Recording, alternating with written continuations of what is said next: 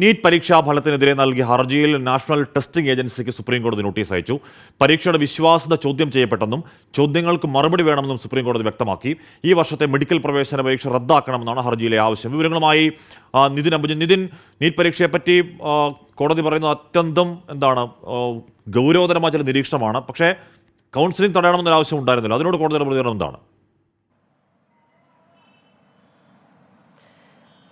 ഹാഷ്മി സൂചിപ്പിച്ച പോലെ തന്നെ വളരെ ഗൗരവമായിട്ടുള്ള ഒരു നിരീക്ഷണമാണ് സുപ്രീം കോടതിയുടെ ഭാഗത്തുനിന്നും ഉണ്ടായിരിക്കുന്നത്. ഈ മാസം 1-ാം തീയതി ശിവാംഗി മിശ്ര ഉൾപ്പെടെയുള്ള 8 വിദ്യാർത്ഥികൾ നൽകിയ ഹർജിയാണ് ഇന്നിപ്പോൾ സുപ്രീം കോടതി പരിഗണിച്ചത്. ഈ ഹർജിക്കാർ പ്രധാനമായും ഉന്നയിച്ച ആവശ്യം ഈ ചോദ്യപേപ്പർ ചോർന്നടക്കമുള്ള കാര്യങ്ങൾ ചൂണ്ടിക്കാട്ടിയിരുന്നു. അതോടൊപ്പം തന്നെ കൗൺസിലിംഗ് നിർത്തിവെക്കണമെന്ന ആവശ്യം ചൂണ്ടിക്കാട്ടിയിരുന്നു. പക്ഷേ അതിൽ നിന്ന് സുപ്രീം കോടതി ഇന്ന് അത്തരം നടപടിയിൽ കടക്കാൻ തയ്യാറായിട്ടില്ല. അടുത്ത മാസം 8-ന് ഹർജി വീണ്ടും പരിഗണിക്കും. അതിനിടയിൽ ഇതുമായി ബന്ധപ്പെട്ട ഒരു നോട്ടീസിൽ കൃത്യമായ മറുപടി വേണം എന്നൊരു നിർദ്ദേശമാണ് ഇപ്പോൾ നൽകിയിരിക്കുന്നത്. അതിൽ കൃത്യമായ മറുപടി പക്ഷേ നമുക്കിപ്പോൾ ഇനിയുള്ള ദിവസങ്ങൾ പ്രതീക്ഷിക്കാം. എന്തായാലും വലിയ ഗുരുതരമായിട്ടുള്ള ഒരു നിരീക്ഷണം നടത്തിയത് നീറ്റ് പരീക്ഷയുടെ പവിത്രതയെ തന്നെ ചോദ്യം ചെയ്യുന്നൊരു നിരീക്ഷണമാണ് സുപ്രീം കോടതിയുടെ ഭാഗത്തും ഉണ്ടായത്. കാരണം പവിത്രതയെ ബാധിച്ചും സുപ്രീം കോടതി വരുമ്പോൾ സ്വാഭാവികമായിട്ടും വലിയ തരത്തിൽ ഒരു ഗൗരവമേറിയ ഒരു പരാമർശം നിരീക്ഷണം എന്ന് തന്നെ പറയേണ്ടിയിരിക്കുന്നു.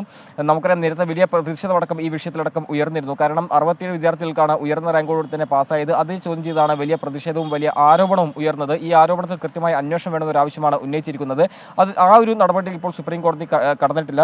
എന്തായാലും നാഷണൽ ടെസ്റ്റിംഗ് ഏജൻസിയിലേക്ക് ഇപ്പോൾ ഇതുമായി ബന്ധപ്പെട്ട് കൗൺസിലിംഗ് നിർത്തിവെക്കാനോ അല്ലെങ്കിൽ പരീക്ഷ റദ്ദാക്കോ തുടങ്ങിയ നടപടിയൊന്നും കോടതി അംഗീകരിക്കാൻ തയ്യാറായിട്ടില്ല. അതെല്ലാം തന്നെ ഇതിൽ തീരുമാനമെടുക്കുക NTIയുടെ മറുപടി ലഭിച്ച ശേഷം മാത്രമേ തീരുമാനമെടുക്കുകയുള്ളൂ. അടുത്ത മാസം 8-നാണ് ഇതുമായി ബന്ധപ്പെട്ട ഹർജി വീണ്ടും സുപ്രീം കോടതി പരിഗണിക്കാനിരിക്കുന്നത്. നിതിൻ അംബുജനാണ് വാർത്തയുടെ വിവരങ്ങൾ നൽകിയത്. നീറ്റുമായി ബന്ധപ്പെട്ട് പുറത്തു വന്ന കാര്യങ്ങൾ ഒട്ടും തന്നെ ആശ്വാസകരം, ആശങ്ക ഉണ്ടാക്കുന്നതാണ് കുട്ടികൾക്ക്. അതിൽ പരിഹാരമുണ്ടാവട്ടെ.